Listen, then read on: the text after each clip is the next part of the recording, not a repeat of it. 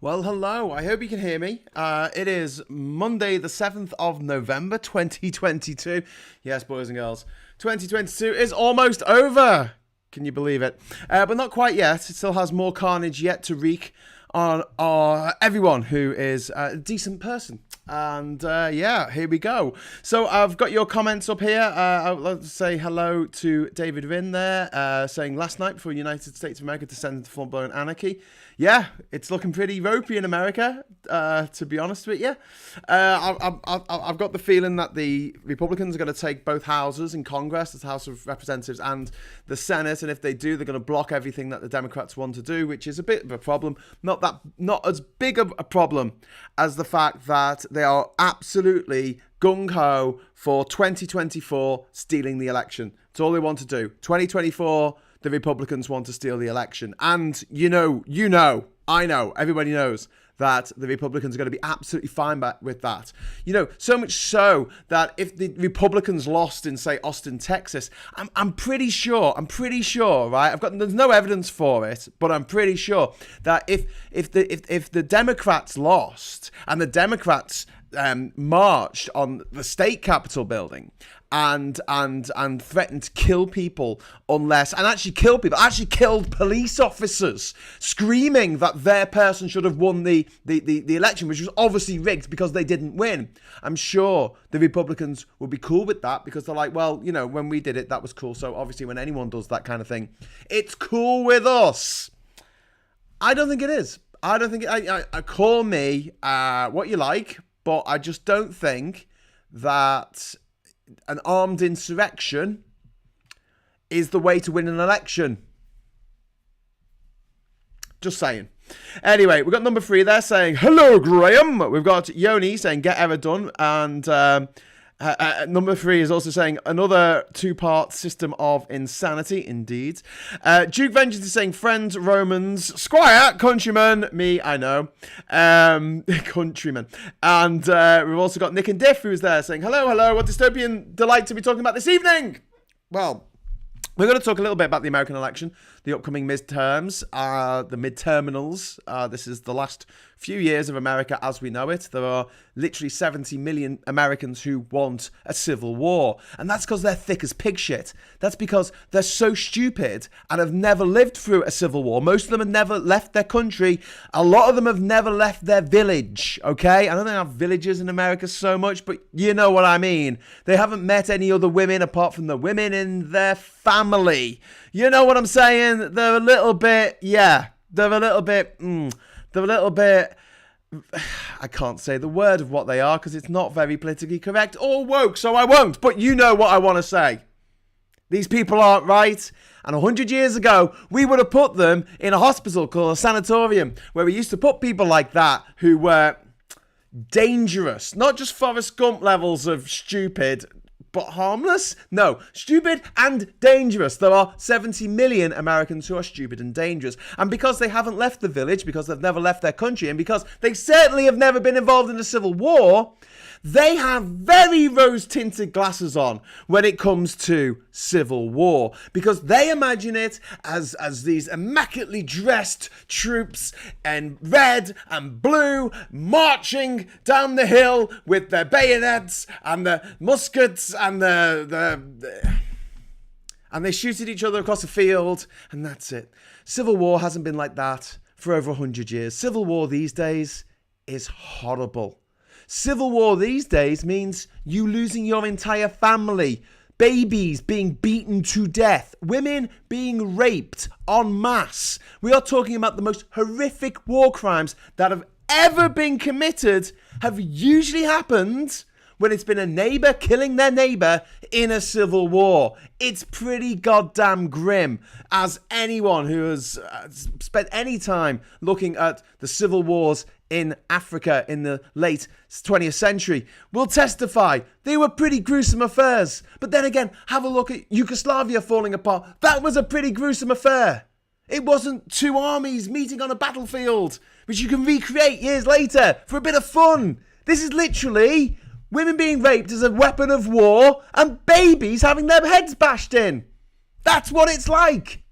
Civil War for these absolute clanging morons who think, yeah, Civil War would be great. Who we can put in the same category, by the way, as the British people who go, oh, wasn't World War II brilliant? No, dickheads. World War II was fucking horrific for everyone who actually remembers World War II.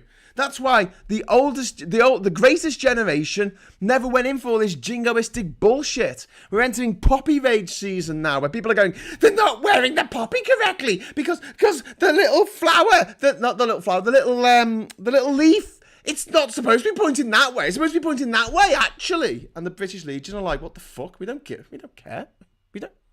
Why would we even give a shit?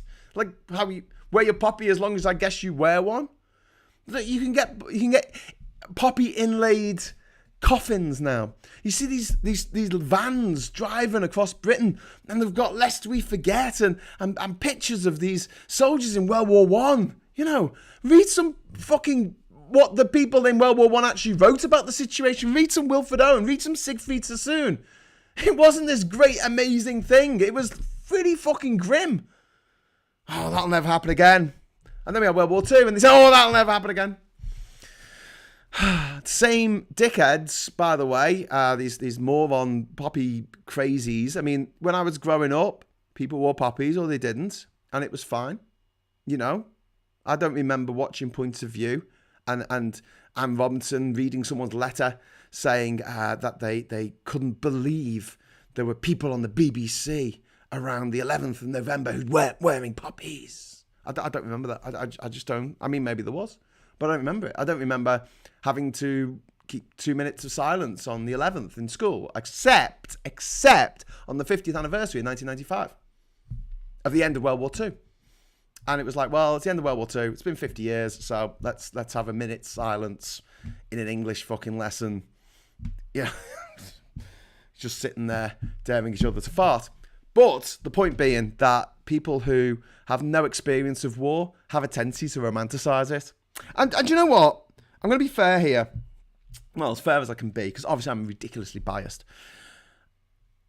People on the left do this as well. But not about war. They do it about revolutions. They think the revolution is a sexy thing. And I know I've said myself a few times, fuck, we need a revolution. But I don't really mean it because they're horrible. They're just as horrible as a civil war. Because a lot of people fucking die horribly. Violent deaths.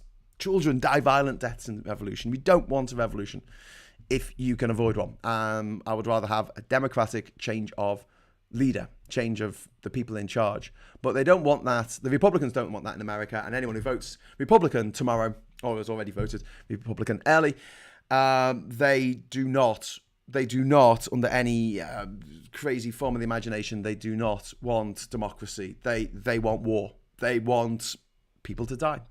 They want to find out what their gun does when they blow someone's head off. They're psychopaths. Talking of psychopaths, what I originally wanted to talk about tonight is Gavin Williamson. This clanging fuckwit over here. He's a gobshite, as he was described by Supertansky earlier this evening as he's like Malcolm Tucker if in the body of Frank Spencer, which is a hilarious thing to think of, and that's what he is. It's so bizarre, but that is what this horrible person is.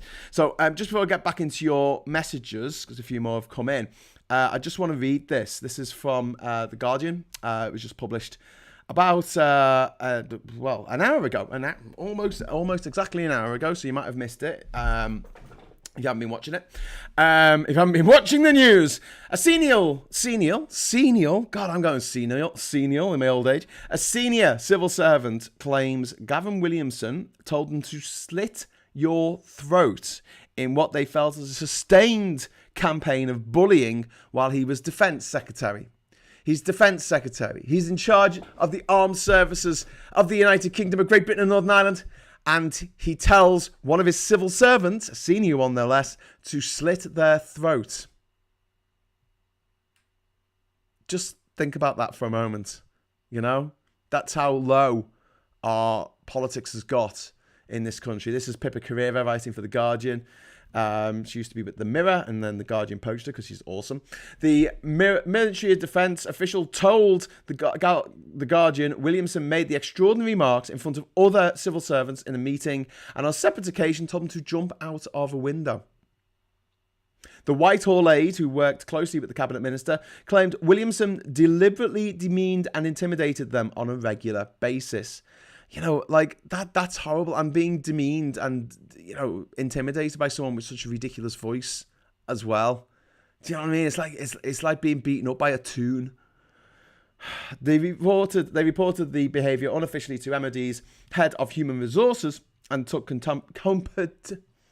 contemporaneous notes of the alleged incidents, but decided against making a formal complaint against the cabinet minister at that time. Williamson, who was Defence Secretary from November 2017 until May 2019, when he was sacked after a leak from the National Security Council, was said to have shouted and raged. So he was sacked from the MOD. Then he was made in charge of schools, and he fucked that up so magnificently that he sent millions of children to school in January 2021 for one day. And then at the end of the day, he went, oh, that was a bad idea. Let's not make them go back to school. That was only last year, guys. It was only last year. The beginning of last year. He did that, and he was sacked again. Or he resigned. I don't think they get sacked these days. And now he's back. He's actually back in the fucking cabinet. Can you believe it? That was the price of his loyalty to Rishi Sunak over Boris Johnson. He said, I'm going to bring back Boris Johnson. And then Rishi Sunak said, I'll give you a position in cabinet if you don't. And he went, Boris, I want you to shut up and go away. That's what he said. True. The senior civil servant who later left government said the abuse was so bad that a senior military aide working in the department had later apologised for not calling it out. The cunt. Williamson denied he bullied the civil servant and said he had a good working relationship with his officials. However, The Guardian understands that he is not denying that he used those specific words. What a cunt. What a little psychopath. In a statement, he said, I strongly reject this allegation and I have enjoyed good working relationships with many brilliant officials and I have worked with many officials that I have worked across government. No specific allegations have ever been brought to my attention.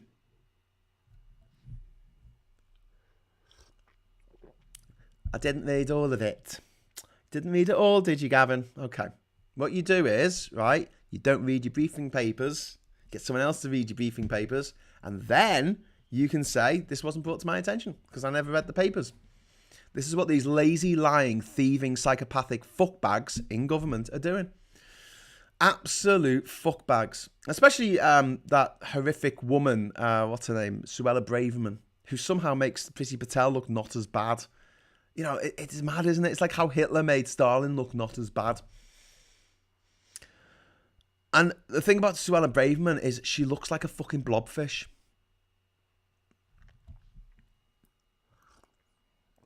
I'm just going to leave that there.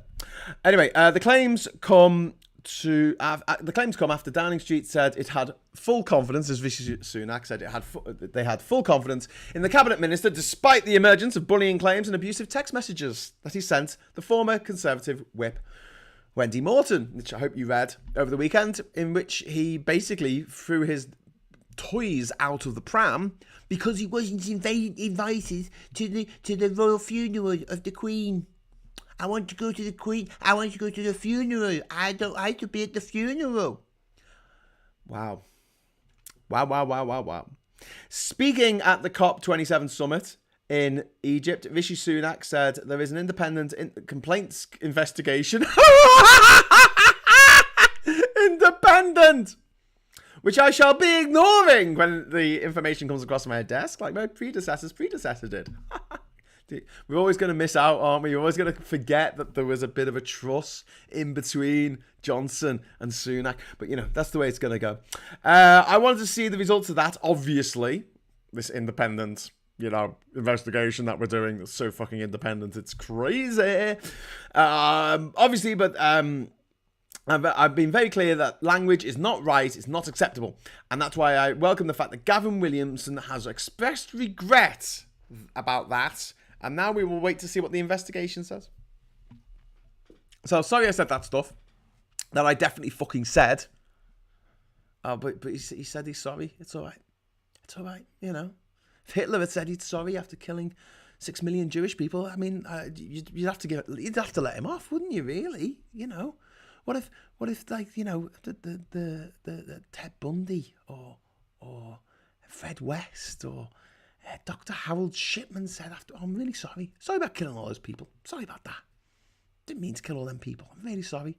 And then the police officer stands up, you know, in front of the press conference and says, right, the murderer has apologised on numerous occasions. I think it's time that we draw a line under this and we focus on delivering the deliveries that we need to deliver in order to deliver the deliveries.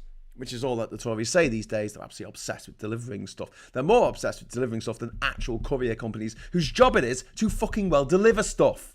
Which is really weird. The latest allegation poses yet more questions for the Prime Minister about his political judgment. Political judgment. Conservatives, please. Bitch, please. After he decided to reappoint Williamson, a close political ally who seems to have played a key role in his leadership campaign, to government despite being aware of Morton's complaint. Text messages revealed over the weekend included angry remonstrations about not being invited to the Queen's funeral, and one that said, there is a price for everything, even shutting up and going away. There is, you know. True story. Fuck me sideways. The Prime Minister spokesperson said on Monday that Sunak had a zero-tolerance approach to bullying. Yeah, someone's bullying him, I guess. But I'd refused to sack... Sunak had a zero-tolerance approach to bullying, but had refused to sack Williamson, claiming he had an important contribution to make to government. Do you know that's the absolute opposite? It's the opposite. It's the opposite of zero tolerance. Zero tolerance means zero tolerance, guys. Doesn't mean you go, well, it's zero tolerance for everybody else, but for this guy that I've done a deal with, well, I've got to keep him. No matter what. No matter what he does. He's above the law. We Tories are above the law. Just like the fucking Republicans are above the fucking law. Welcome to the hellscape that is the world in the 2020s. The increasingly getting fucking hot world in the 2020s, as this picture behind me, nobly illustrates. We're going to burn. We're going to flood. We are going to burn in the next 30 fucking years. And the reason why these older politicians don't give a fuck about that, or they're either rich and they can afford to go and live on top of a mountain somewhere, maybe in some kind of mountainside retreat called, possibly the Eagle's Nest or something similar, I guess. And then you got the people who are over the age of 50. No one over the age of 50 gives a fuck about climate change for some reason. Sorry. A lot of people over the age of 50 do give a fuck about climate change. But not enough of them. Sorry, not enough of them to actually make a fucking difference. Not enough to make a dent. The same thing with Brexit. You know, a lot of over 50s didn't want Brexit, but not enough to make a dent. So, the problem is that there was a lot of people over the age of 50. Not everyone over the age of 50. Not everyone over the... Put down your angry letters. Put down your poison pen. Stop it. Stop it. Not everyone, right? But a lot of people, and you have to go with me on this, a lot of people over the age of 50 do not give a fuck about climate change because it's going to take 30 years and they don't expect to be around by the age of 80. I'm presuming they don't have children. Or, this is my other theory, they don't like children. I'm just going to go with they don't like children. Oh, right. Anyway, we've got someone saying, my hot photo here. I'm going to put the user on... hide user on this channel. There you go. Bye. Okay, that's been deleted by Graham Hughes. Does that actually come up? Oh, no. It's come up on here. It's come up on here 3 times. That's really annoying. I hate... We don't normally get many troll spam bots and things, so that's pretty good. Anyway, we are about halfway through the show. Sorry, it's a bit late coming on. No, it wasn't. I started streaming at exactly 9 o'clock, so that was good. But yeah, Gavin Williamson is like Frank Spencer playing Jack Nicholson's character from The Shining. I like that, Nick. That is very good. We've got Similar saying, hi Graham, will you still have movie nights? I'm trying my best. I am trying to get Ben Chambers to do a movie night thing with me where we watch a movie, because we were watching movies the other day and he's fucking hilarious to watch movies with, because when I watch a movie, I don't shut up. I'm one of those annoying fuckers who talks all the way through a movie and go, oh, this is what's going to happen. That's what's going to happen. This is going to happen. Like, I bet that happens at the end. And yeah, it's really, really annoying for Ben. And Ben just gets like more and more wound up as he's watching the film. He's like, just shut up and watch the movie.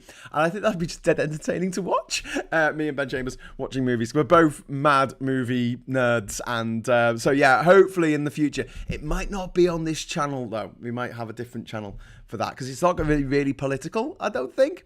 But yeah, I do want to get back into that because it was quite fun. Okay, where are we? People are delusional by default, says number 3. Indeed. The small poppies are fashion items now. Yeah, a bit weird. Finnish Civil War in 1918 was very brutal and aftermath as well. It's something that is hard to talk about. That's some similar. Civil War in Ireland after independence was bad, and Civil War in Northern Ireland was horrific as well. Indeed, it was. If Gavin is so important to Rishi, why is he being given without portfolio just to get rid of him? Well, it's to give him a position, you know, in cabinet without him actually having any responsibility to do anything. So he can spy on people. I don't know. He knows where the bodies are buried, etc. Supertansky compared him to Ted Bundy as well, which I feel on this occasion is rather appropriate. Indeed, Nick and Diff. And yeah, me and Supertansky are a bit upset because we tried to get Glastonbury tickets yesterday, and I got through twice. I got through to the fucking payment page twice on 2 separate occasions, and it kicked me out on 2 separate laptop. Well, we had my desktop PC on this table. We had my laptop. We had Catherine's laptop. We had my phone, Catherine's old phone, Catherine's phone, my old phone. So we have 4 phones, 2 laptops, and 1 desktop PC, right? And we were just going mad for like the refresh. And I managed to get through twice, actually, to the page where you give all your details for Glastonbury. And I put Tans down as well. And yeah, it kicked us out. I like put in the credit card details and then press submit, and it just stopped. And then eventually, about 10 minutes later, the page came up and it said timeout. But I'm going to Glastonbury next year. I swear to God, I'm going to Glastonbury. If I'm alive, the world hasn't ended, I'm going to Glastonbury next year by hook or by crook. I will climb over that fucking fence if I have to. I am going. I'm not missing another one. Okay, so evening all, catching up at 1.75. That's Lee, so we can fuck with Lee by making my voice go, he's great, and I just talk like this for a little bit, and you think that he's very good too fast. Theresa Coffey has more of a role in cabinet than Gavin. Oh God, she has the environment. Ugh. Yeah, let's put a bin bag full of dog shit in charge of the fucking environment. Bin bag full of dog shit hanging from a branch of a tree. That's covered in frozen winter shit. Duke Vengeance. Is this the same Gavin Williamson who showed off having a whip on his desk when he was Education Secretary? Yes. Yes, Duke, it was. What a cunt, eh? What a cunt. What a cunt. Children in charge with guns, says number 3. You're absolutely right. Phil says, hi, peeps. Hi, Phil. How you doing, mate? Lee says, remember that women on January the 6th crying because she'd been tear gassed? We're having a revolution. Wah! Yeah. Any woman who votes for men to decide what's best for women's bodies, best for women's reproductive systems, tomorrow is just sick, aren't they? They're just sick. I mean, they're the real traitors because they're a traitor to their fucking gender. They're a traitor to their gender. Wow. That's a bit crazy. Okay, Williamson's pet tarantula. The pet named after Kronos, after a Greek god who ate his own children, was a fixture on Williamson's desk while he was Conservative chief whip. What a fucking dick. What a dickhead. What an absolute fucking changing dickhead.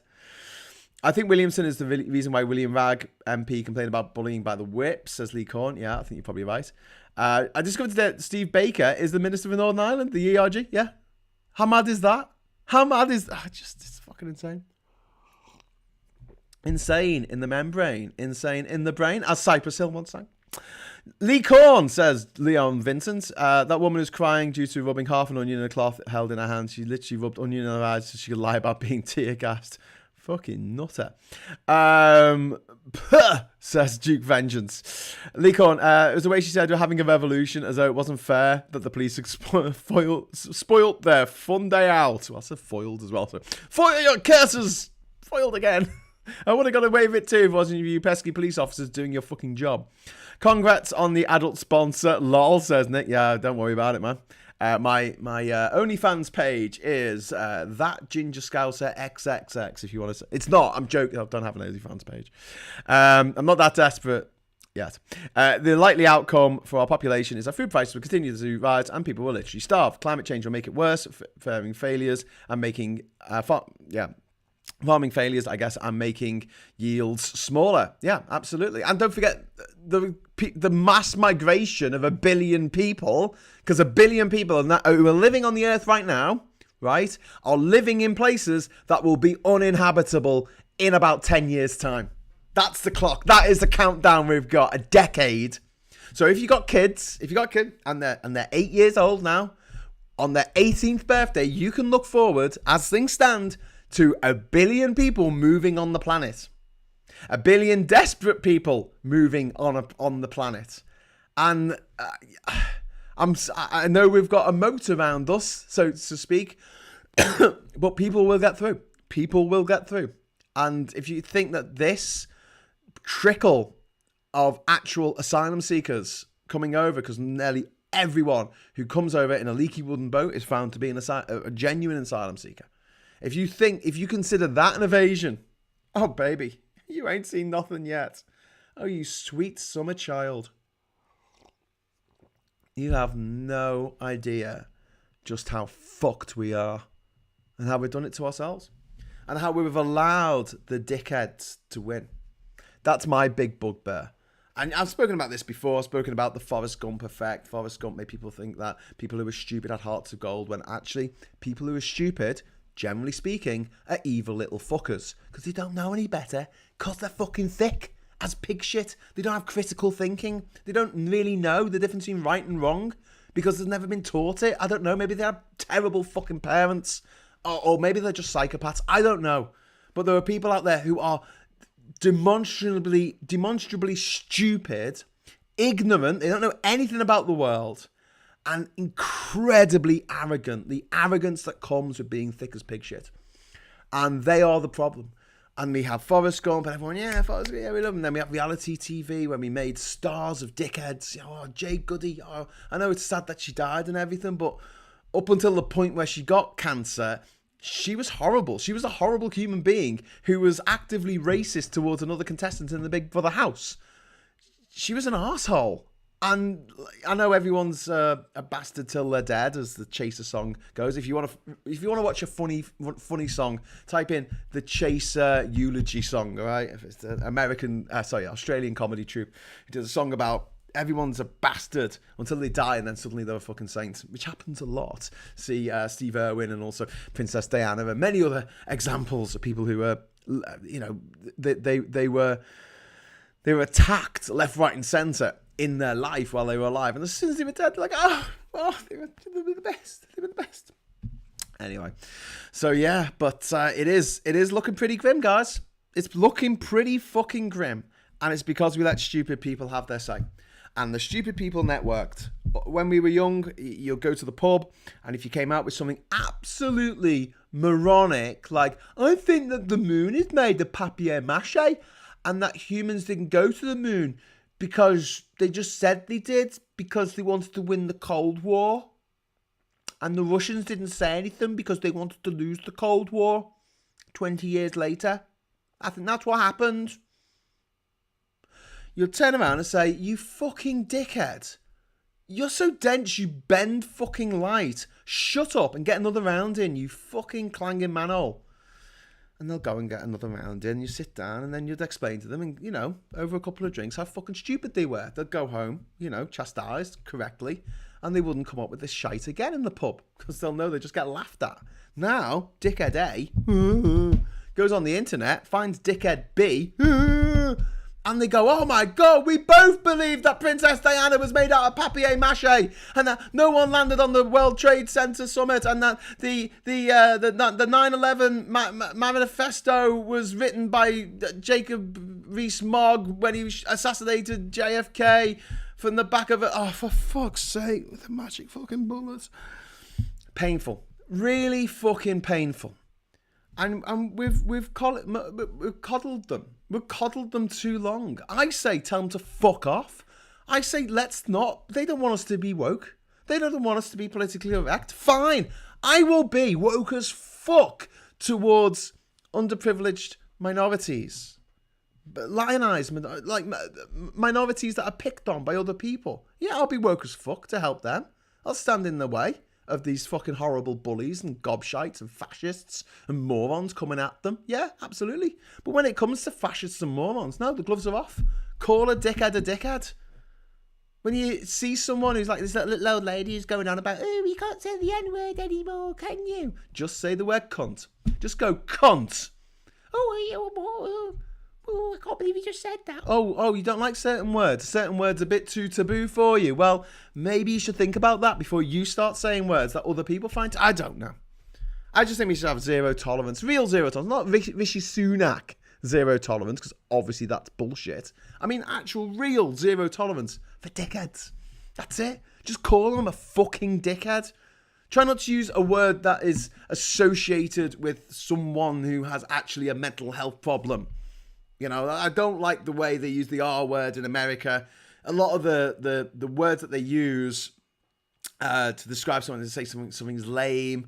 They use the R word, which I'm not going to use on this. And basically, it's usually against someone who has a mental health problem. A real one, you know? They're not just dickheads, but the people I'm talking about are just fucking dickheads. And they're horrible dickheads as well. They're horrible, entitled, arrogant dickheads. And we need to start fucking telling them to their fucking face. You know, wind your neck in, son. You're not that important. You're not that great. But that's a generation that's been told, you know, they're so fucking financially clever because they bought a house for £2.50 in 1964 and now it's worth $2.5 million. They think that the fucking God's gift to the fucking political sphere by manipulating politics by the fact there's more of them than anyone else. They think that they have this personal relationship with the inventor of the universe because a lot of them are religious, and a lot of them think they're going to fucking survive their own death. No one, they don't give a shit about fucking climate change. Oh, it's fine, mate. I'm going to live on a cloud for a million, squillion, billion years because I don't know how anything works. Fucking hell. You meet someone who's proud as punch, like they voted for Brexit, like a toddler who's proud that they just shat themselves, and you're like, why are you proud of that? And they're like, because I'm sovereignty. And you're like, give me a real answer. Why are you proud of it? And if you get down to brass tacks, it's because it's the only time in their shitty fucking bullshit insignificant little life that they feel like they've won. Because all their life as a racist, as a dickhead, they feel like they lose everything. Because you can't be racist on telly anymore. You can't say these things. You can't be mean. You can't bully people. So a bully complaining about not being able to bully. That's where we are at the moment. It fucks me off. It really fucks me off. Anyway, so I'm a little bit more militant than a lot of people on the left. When it comes to things like this, I think we should tell them to fuck off. It's just the way I feel. I've just looked at my messages here. And from HK, we have £10 super chat. Thank you. Nice one. That's their comment. Nice one. But I'm saying it back to you. Nice one. Thank you, HK. David Faulkner over in HK, or Hong Kong as it's also known, has dropped in 38 Hong Kong dollars to say, did you see the BBC reporter being described as being on the front line against refugees and migrants? What happened to their tradition of impartiality? Well, the Tories came and fucking wrecked it. BBC News has been fucked. Absolutely, royally, totally fucked by the Tories. They've put Tories on the board. They've threatened to take away the licence fee. They've meddled as much as they possibly fucking can. You know, they want to destroy the BBC because they don't like it, because it criticises them, makes fun of them. They've got rid of the MASH report. They've got rid of Mock the Week. And they're going after Have I Got News For You? Which, if anyone saw that on Friday, it was really good. It had Phil Neville. Gary Neville. Sorry, not Phil. Jesus. It had Gary Neville presenting, and they made a big point about the fact he's going to Qatar as a commentator, and they're paying him. And he's like, you know, well, I can go there and criticise the situation. And I think it was Paul Merton said, can't you just stay here and criticise the situation? Maybe it was Ian Hislop who said it, but one of them said it. I was like, yeah. You know, boycott the fucking thing. No Western team should fucking play at the World Cup. They should just say, no, I'm not putting up with this. A country where you can go to jail for being gay should not be holding a fucking football tournament. Worldwide football tournament. A country in which women are second-class citizens should not be holding a fucking football tournament. A country in which they use slave fucking labour to build the stadiums in which the fucking football matches are taking place should not be holding a fucking World Cup. And yet they are. I'm not going to be watching it, by the way, so I will be commenting about the fact that it's in Qatar occasionally on the show, but I'm not going to be actually watching the matches. They can all fuck off, and I hope enough other people don't watch the matches and boycott the advertisers that it actually makes a bit of a difference. Because, you know, these advertisers spend a fuckload of money on advertising. Yeah, because it's tax deductible. Did you know that? Yeah, you can get it back. You don't have to pay as much tax if you spent lots of money on adverts. That's why companies spend so much money on adverts, ladies and gentlemen. And also you can get back your travel and accommodation costs. That's why people working for companies and the government always go to 5-star hotels and travel first class. Because it's tax deductible. Yeah! Which is fucking crazy if you think about it. Yeah, it's tax deductible if you go economy. It's tax deductible if you go in regular class. It's tax deductible if you stay in an Airbnb. If you stay in a 5-star fucking fancy ass fucking resort retreat, nah, it's not going to be tax deductible. Sorry, just not. Let's be reasonable here. But these companies spend a lot of money on advertising. The worst thing that can happen to them is that they don't make any more money because it's all about growth, isn't it? Like capitalism. It doesn't take that many people to stop buying a product, Coca-Cola, McDonald's burgers, whatever, for the line, instead of going eternally up, to just plateau a little bit. It doesn't have to go down, just sort of slow down in its growth a little bit. It doesn't take that much. Maybe 1% of the people who buy burgers once a week from McDonald's don't buy those burgers. McDonald's will fucking notice that and they'll go, shit, we spent $500 million sponsoring this fucking World Cup, and it's actually slowed down our growth. It's actually cost us money. And that upsets them. That upsets their shareholders. So hopefully they won't fucking do it again.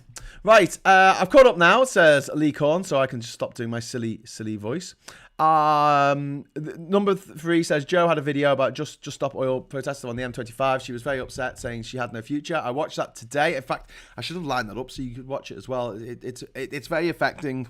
She's 24 years old. She's on the M25 on a gantry, and she's in tears, saying, I've got no future. And she's absolutely fucking right. Let's not sugarcoat this shit. Do you know what we do as well? We sugarcoat shit as though people are children. Like, oh no, we better not say that because you'll upset people. And if we say this is going to happen, it's going to be fucking awful. People go, you're being alarmist. You're being alarmist. Just calm down. Just you know, just be nice. Just be nice. Like we're talking to a child, a child that's particularly dim and emotional. I don't know, but like, why? We're talking to adults about adult fucking things. It's after the fucking watershed. Let's say it like it is. That girl has no future. She is Generation F, and the F stands for fucked. Because if she does have children, they are very unlikely to survive into their old age. If you think about it, a child who's born today is going to be 80 at the end, 78 at the end of the century, by which time London, New York, Mumbai, underwater, Paris, underwater, Rome, underwater.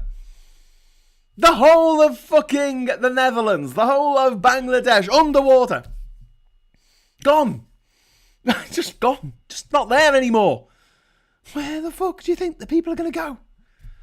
Every single part per million that increases of CO2 in the atmosphere also increases the likelihood of your children and your grandchildren dying violent deaths. Dying violent deaths over the scarce resources left on the planet. So yeah. I see why the girl was on the gantry fucking crying. I feel like fucking crying. And let's not sugarcoat it. I'm with the fucking Just Stop Oil people. Just fuck things up. Just continue to fuck things up. You know, and they're not asking us to stop driving our cars. This is the thing. They're not asking us to stop heating our homes or to sacrifice our firstborn. They're asking the government to stop giving out new licenses for oil, gas and coal exploration. That's all it is. No new licenses for new operations. Not just exploration, but actual operations. That's it. Let's use the money, that's our money, it's our taxpayers' money, to fund wind farms and solar panels and hey, even nuclear power stations if need be. So we've always got that baseline. If that's the way we want to play it. Why not? But I guess the right people don't make enough money out of that. And so we have to pay for these expensive adverts, these BP adverts where they pretend that they're beyond petroleum. Beyond petroleum, my arse. They changed the name to that in 1988, was it? British Petroleum, it merged with an American company, America or something, and it became Beyond Petroleum in 1988. And here we are. 30 years later. 30 fucking 5 years later. And apparently we're beyond petroleum now. We're burning more petroleum than ever. Absolutely fucking crackers. 4 phones, 2 laptops, a fax machine, and a partridge in a pear tree. I know what you meant. It's crazy people think. This is from Leo. Do and say things they believe they were hard done by. Indeed. Number 3, I think that this is all tied in. You just wrote that it's not very relevant, but no, it is. It is all tied in because it's the same people who are voting Republican tomorrow, who voted for Bolsonaro, who voted for Brexit, who support the Tories, who are in the Tories, who donate to the Tories. These same soul-sucking fuckbags who are destroying our planet and destroying our children's futures. And I just say we should stop letting them do that, Stop just going, okay, yeah, that's fair enough. I think it's absolutely abhorrent that the BBC had Julia Hartless-Brewer on fucking Question Time last week, and she is a climate change denier. She says it doesn't happen. And she got to say that on the BBC show. Said it's not real. Stupid cunt. Yeah, he called me a cunt. No, I didn't. I called you a stupid cunt. Number 3, I'm not going to Bristol tomorrow. Never been to Glastonbury, but now I want to go. The tickets are sold out. Yeah, they always sell out in about half an hour, but this time they actually took about 50 minutes to sell out because the website kept going down. Bastards. Still dying of chest infection. Says Duke Vengeance. That's not good. Hi DV. Hope that you get better soon. Shit, man. That doesn't sound good, does it? That's Duke Vengeance there. He's got a chest infection. I do hope you get better soon. I need to find a better way of managing affairs. She nearly caught me. Hey, bum. I always liked there was a fridge magnet on the mother of one of my friends. She had a fridge magnet in the kitchen. It said, "I still miss my ex-husband, but my aim is improving." Law says clipped. Look up Starmer on BBC reporting Scotland. This is the alternative.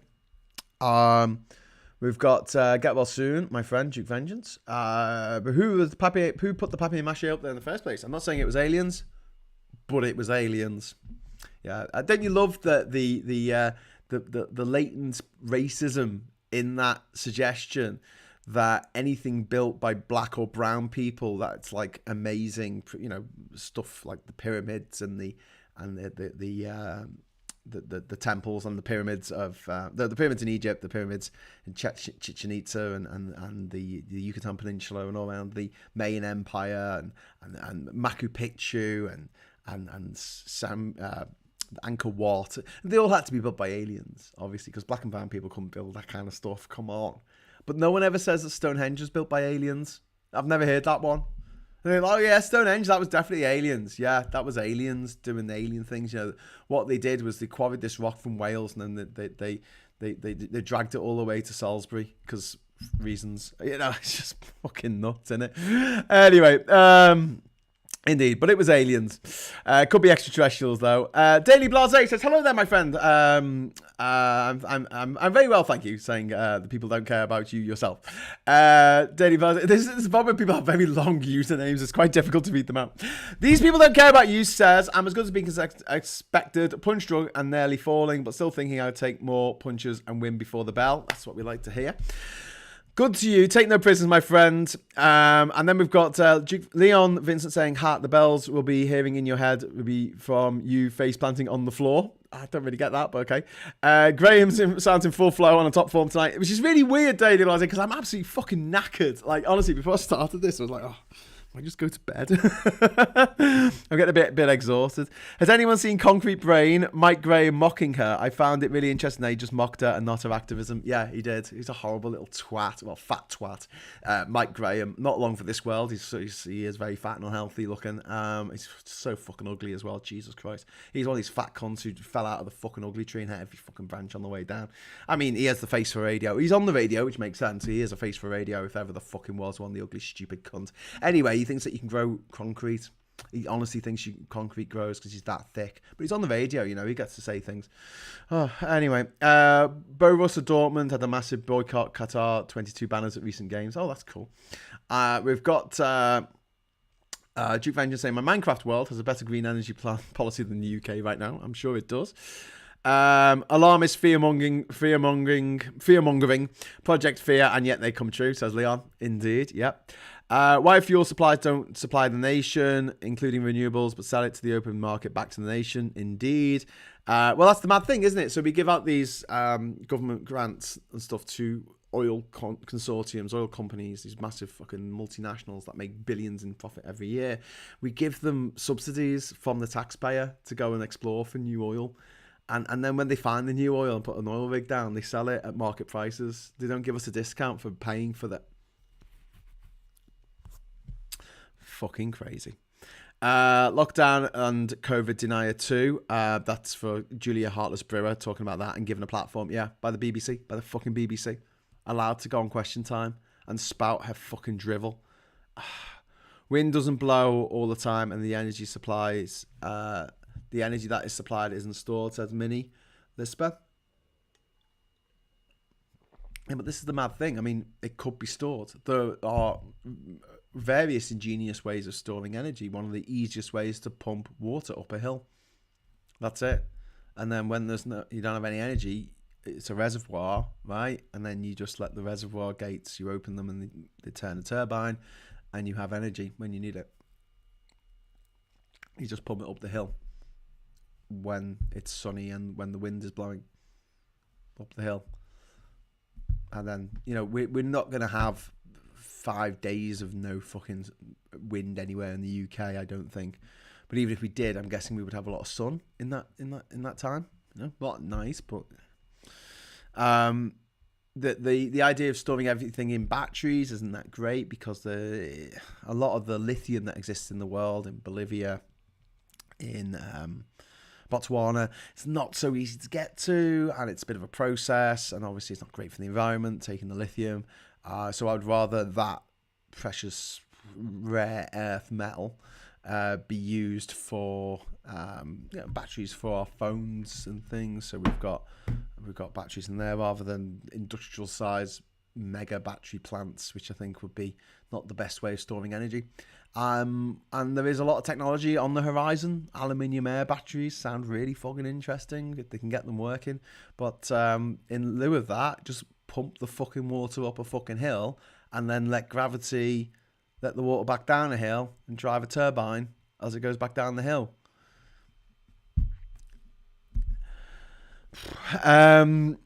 When the clocks go back, it must have been a nightmare for the Neolithic people to move the stones around, says Phil Spider. I'll say that again. When the clocks go back, it must have been a nightmare for the Neolithic to move the stones around, talking about Stonehenge. That's quite funny.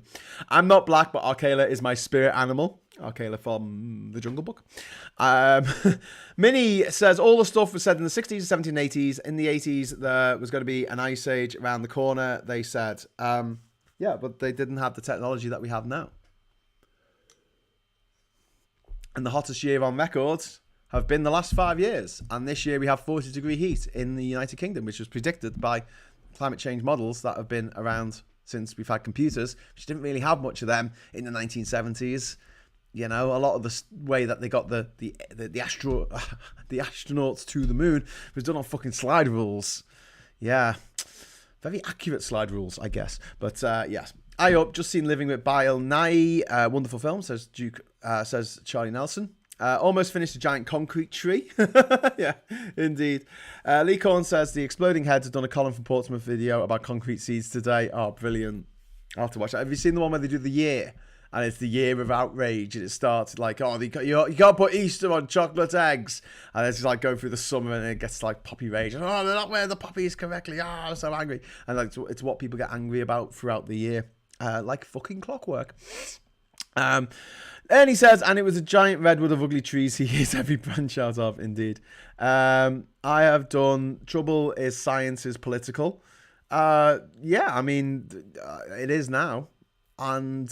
Well, no, it's not actually, because if you run an experiment in a different country with a different political system, you should still get the same result for the experiment, because that's science. If you replicate your results anywhere in the universe, then that's science. It becomes a scientific theory, or if it's mathematical, it becomes a law, and yeah, that's the basis that we form our understanding of the natural world, physics, chemistry, biology, everything. Like, you know, the universe stems from that. And while there are some gaps in, like, I don't know, fucking quantum physics, it doesn't really affect us in the day-to-day running of our lives. And the science that has been uncovered by the oil companies in the late 1970s was that if you continue to pump out CO2 into the atmosphere, it will warm things up. Now, I'm going to give you an example of this, because I've got a glasses case here. It's slightly broken, but never mind. So imagine this is a lump of coal, okay? So that's in the ground. So I'm just holding it under the desk here. So it's in the ground, right? And it's buried for millions and millions and millions of years. And this is almost pure carbon. This is a fuckload of carbon in this, right? You take it out of the ground. Now, stay with me on this, right? Take it out of the ground, and then you burn this piece of coal, okay? You burn it, right? And you'll notice something coming from the top of the coal. You can actually see it with your eyes, right? And it's called smoke. And that actually rises up. And part of that smoke, a bit that you can't see, is carbon dioxide. You can't see it because it's invisible, but it's part of the smoke. And it rises up. Where's that fucking go? It doesn't fall back down to the earth. It rises up and it goes into the atmosphere. And we know, because we've been studying the atmosphere for years now, how many parts per million there are of CO2 particles in the atmosphere. And it's gone up to 415, which is the highest it's been for thousands and thousands and thousands of years. Tens of thousands, hundreds of thousands of years. The last time it was this high, the sea level was 10 meters higher than it is today. 10 meters higher than it is today. That's pretty much all of London, apart from Primrose Hill, under fucking water. That's all of New York City, underwater. That's all of Paris, apart from the fucking Eiffel Tower, underwater. 10 meters is fucking deep. It's fucking deep. On the plus side, we're also going to lose Hull. But the science behind that, and I'm talking as, I'm not a scientist, although my partner does have a PhD in physics, so, I can always ask her. But it seems pretty evident to me, if we take things that have been buried in the ground for 1 million years, 65 million years, 100 million years, and they're made of carbon, and we burn them, the carbon dioxide is going to go up into the atmosphere, and I know that it's a greenhouse gas. I know it's a greenhouse gas. It is a greenhouse gas. It's demonstrable. And if you want to quibble about, how many parts per million there are of carbon in the atmosphere, feel free to either show me the peer-reviewed journal that actually says that this isn't the case, or, even better, make your own fucking weather balloon with your own instrumentation that's, independently accredited, and send it up there and take your own fucking measurements. Or, even better, go to the fucking Arctic or the Antarctic and drill for ice core samples, and you can see from the microscopic creatures that are buried in the ice how much CO2 was in the atmosphere at a particular time of any given century in the last, since that ice formed. It's quite clever. It's quite clever how they do it, but they can fucking do it. Mine's immeasurably superior to mine, I have to say. And in the same way that I don't get on a plane and go, fuck this shit, I want to fly the plane. I don't do that because I don't know how to fly a plane, I'm sorry to say.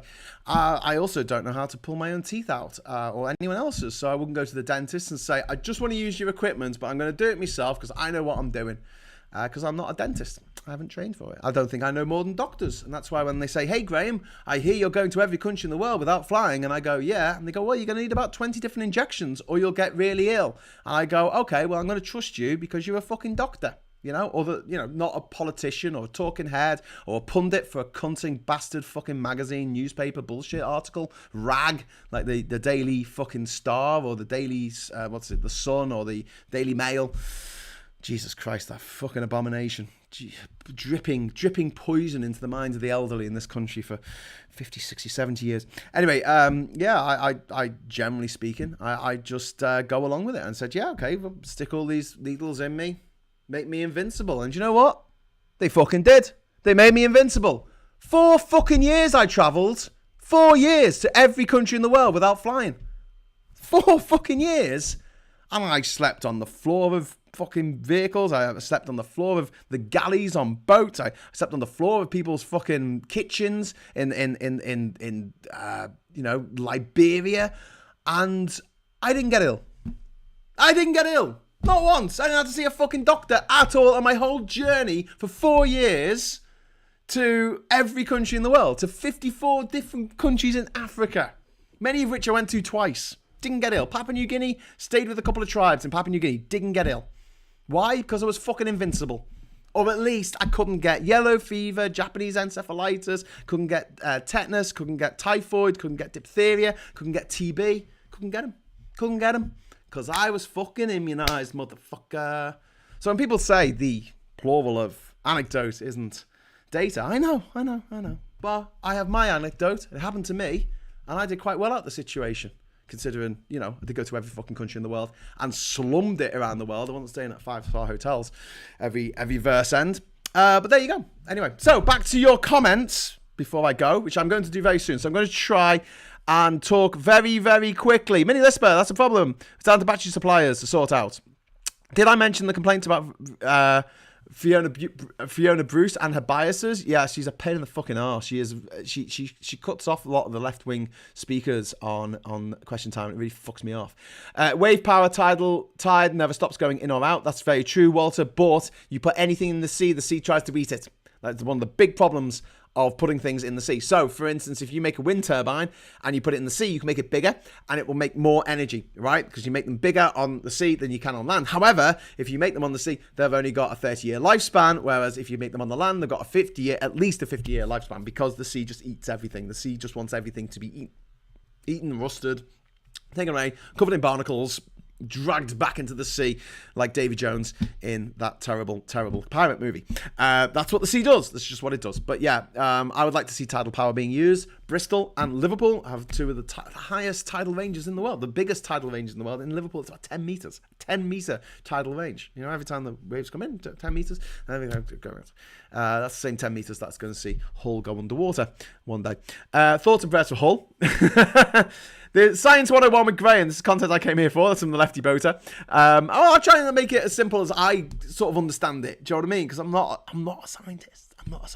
I just do. I just assume that the people who have studied this shit all their lives know more than the people who haven't. It's as simple as that. And when it comes to the health of me or my stepdaughters, I will go to a doctor. Not a witch doctor. Not someone who writes for a fucking tabloid newspaper. Not someone who has a blue tick Twitter account. An actual qualified medical doctor whose job it is to make sure that, I don't die of whatever it is that is wrong with me. And the idea, this really fucks me off, but the idea that the brave souls who work for Medicines Sans Frontier, who trudge through a fucking jungle in 40-degree heat in Eastern fucking Democratic Republic of Congo to get to an isolated village, dragging a battery-powered fucking fridge. You know how heavy a fucking battery is? Car battery with a fridge attached to it, so they can get vaccines to children in the villages. They're the bad guys. Did you know? They're trying to give them mild learning difficulties. Yeah, that's true. They're trying to give them autism, actually. They're going to put them on the autistic spectrum. Because that's what these doctors do. They go out into a jungle, put their own lives on the fucking line to go and give African children autism, which 9 times out of 10 is something that people can learn to live with, and people learn to live very, very functioning lives with autism. I know my nephew, one of my nephews has autism. A lot of people I know are autistic, and they're great people, it's not like even if they were trying to do that, which would be a bit of a weird thing to give people. What are you trying to do there? What are you trying to achieve? People who are autistic can still breed, so it can't be a eugenics thing. They don't necessarily die before they reach adulthood, so again, it can't be eugenics. Why are they doing this? And this is a question that you had to ask, like, why would someone fake 9/11? Why would they fake going to the moon? Why would the CIA want to kill the president? Like, when you ask why, you never get a reasonable answer. You just get absolute bullshit out of people. And that's something that I like about science. Something I love about science is it gives reasonable answers backed with evidence. Remember that? Evidence? Great stuff. Love it. Fact me till I fart. It's painful living in an era where we have so much information and we're so shit at processing it, because a lot of people have grown up in a world, an environment that was not curated, and they were told what was fact and what was fiction. They had signs up in the bookstore saying fact this way, non-fiction this way, fiction this way. They don't have that anymore on the internet. It's just people writing shit. People go, oh wow, they made a website, it must be true. Oh my god, they made a video on YouTube, it must be true. It looks really professional, it's well lit, it's got good music on it, it must be real, because they said it. How could they put a video on YouTube if it wasn't true? And you're like, for fuck's sake, really? Guys, you've just been watching this video that I'm literally making in the basement of my fucking house. And, I could key a studio in behind me. How would you fucking know? Unless I picked up something green and it was see-through. But Bill Gates, says Lee Korn. Bill Gates. Bill Gates is a cunt, by the way. I'm not not having this rehabilitation of Bill fucking Gates. The stuff that he's done for Malaysia. What the fuck is wrong with me? The stuff he's done for malaria, to get rid of it, is a noble endeavor. But as a proportion of the amount that he gives from his foundation, it is a smaller percentage than the money he gives basically to his own companies through the foundation as a charitable fucking investment. It's an investment, you see, because charities are allowed to invest in companies, so he uses the money that his foundation takes to invest in Microsoft and other companies. It's fucking crazy, but that's the way they do it. It's like when you talk about people's wealth, like Elon Musk. He doesn't have that much money, he doesn't, but he has the ability to go to a bank and say, I want $200 billion, and they will give it to him. That's what makes him so rich. And then when he gets that money, he doesn't have to pay taxes. It's not earnings, is it? It's not earnings, it's a loan. He doesn't have to pay capital gains tax on it. He just spends all that money on shit. And who cares if he pays it back or not? He's got that money to do whatever he wants with. And that's the way billionaires do it. They just borrow money off banks. And then they say, I'm not earning anything. I've got no money. I actually owe $200 billion bloody dollars. I can't pay tax. I owe more than I earn. I don't earn that much. Well, anyway, I haven't really spoken about Elon Musk in this episode, and I'm out of time now. So I will be back on Wednesday, so long as Rishi Sunak is back, I guess, from COP27. So we'll be talking about COP27, and I'll be back on Wednesday to do Prime Minister's questions. And then on Thursday night, I'll be back to do another War on Error, and we'll be talking about COP27, and obviously I've just covered a bit of climate change tonight, but whatever. And we'll also be talking about Rishi Sunak's future as Prime Minister, which I think looks pretty much in doubt at the moment, considering the shit that is swirling around him with Suella Braverman and the disgusting Suella Braverman and the disgusting Gavin Williamson, two of the absolute dregs of the backwash of this Tory project. This is driving the country into the ground. Also, we'll be covering the budget, which might even be out by then. I don't know. It's supposed to be out on the 11th, so maybe it will be, maybe it won't be. But is that Friday? I don't know. It's coming out soon. It was supposed to come out on Halloween, but then it didn't, did it? Anyway, before the pandemic, my brother told me that anyone who gave kids immunizations were child abusers. Given I have two kids who've had the jab, it did not go down well with me. I'd fucking kill him for that. Mate, I would just, that would be fisticuffs. I just wouldn't have someone say that to me. I don't care how fucking deluded they've been by the internet. I don't necessarily get on with my brothers as good as I used to. Let's put it that way. But at least they've never said anything like that to me. And we agree mostly on politics. It's just other stuff that we might not necessarily agree on.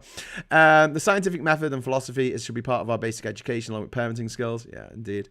I spent a day in the Luton van with my boss, a vaccine denier, talking about COVID. Oh my God, that would kill me. My son had the HPV jab today. I let him decide if he wanted it. And he did, just like the COVID jab. That's really good to hear, Lee. And my sister, Nikki, she died of cervical cancer, which may have been caused by HPV because it generally was.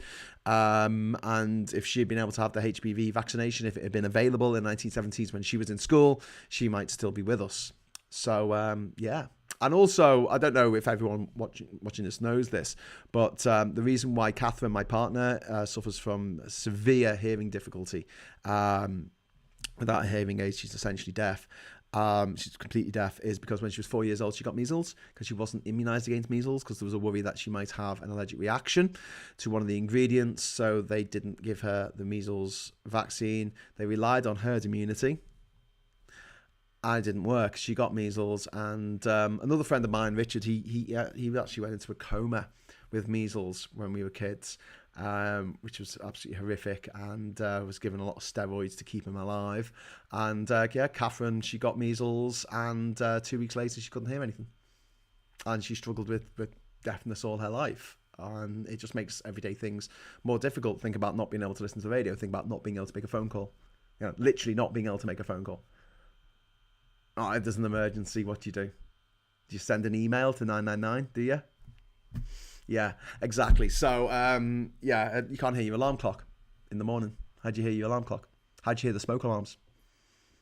The fire in the house, smoke alarms go off, everyone else wakes up, you don't.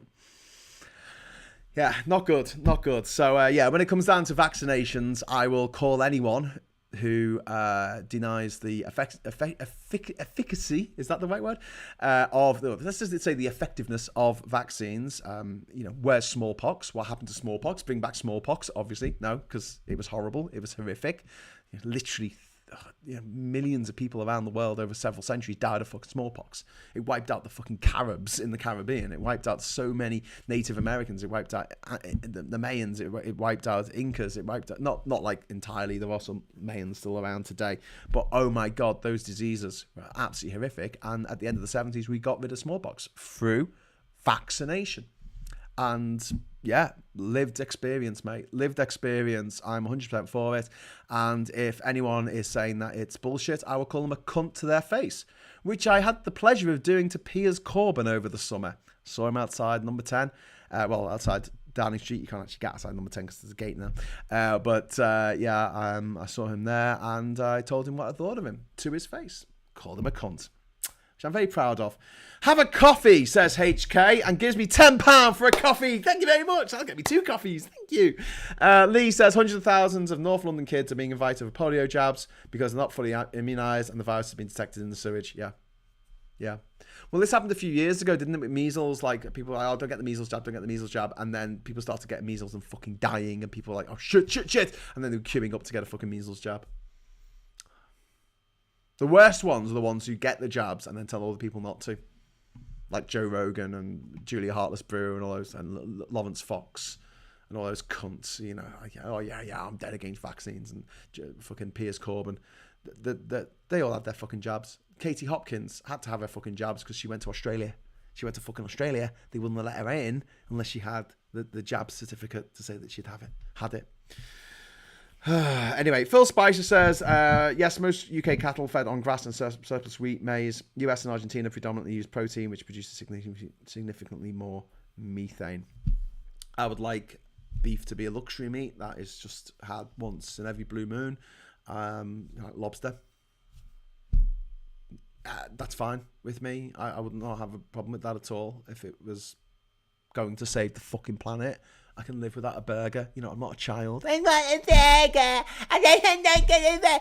If I don't get a burger, I'm going to cry and cry and cry. Jesus Christ, Britain, world, humanity, fucking grow up. Grow the fuck up. There's some serious shit going on right now, and I dread the outcome of tomorrow's election. I will be up watching the results coming in, so I'm probably not going to get much sleep. Might do a special Might do a special. If I can't sleep, I might actually entertain you through the night. I don't know who would be watching that, but if you'd like to see that, let me know, and I'll try and God, it would be so fucking dispiriting. But I actually started doing these live casts. The first one that I did, I think, was when we did the three blokes watching it with Drew, our Boris Johnson impersonator, Drew Galdron, and Lee, and Adam Lee.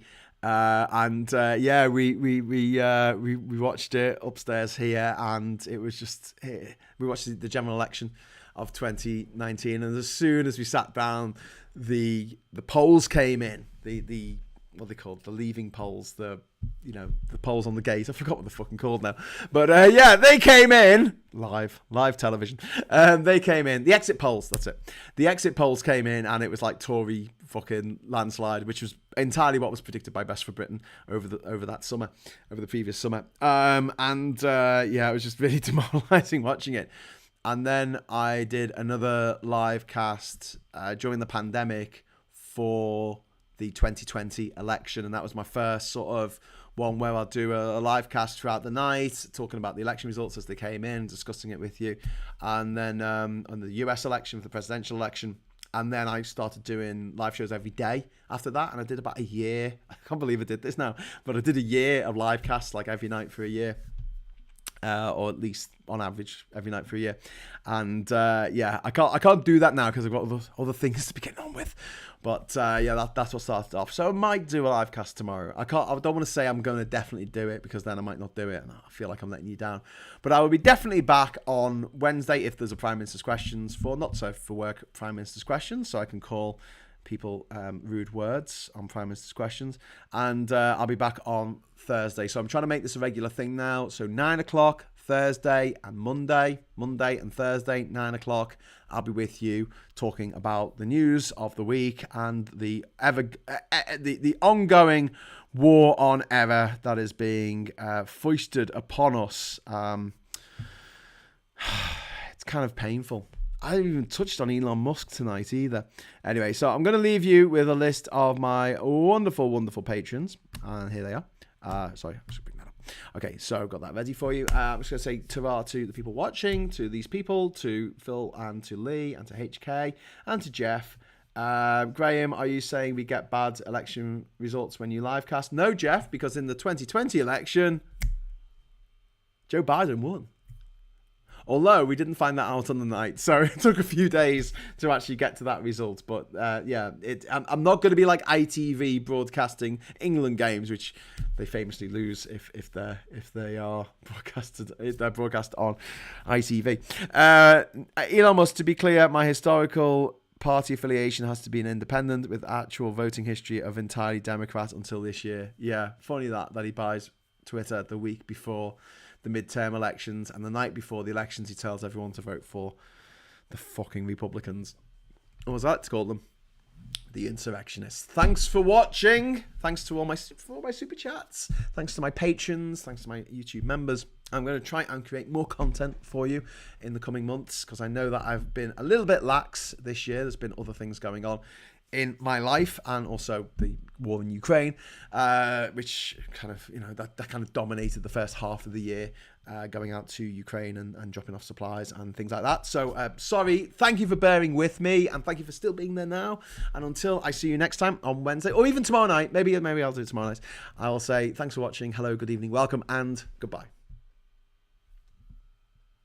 Oh yeah, Gavin Williamson is a psychopathic cunt.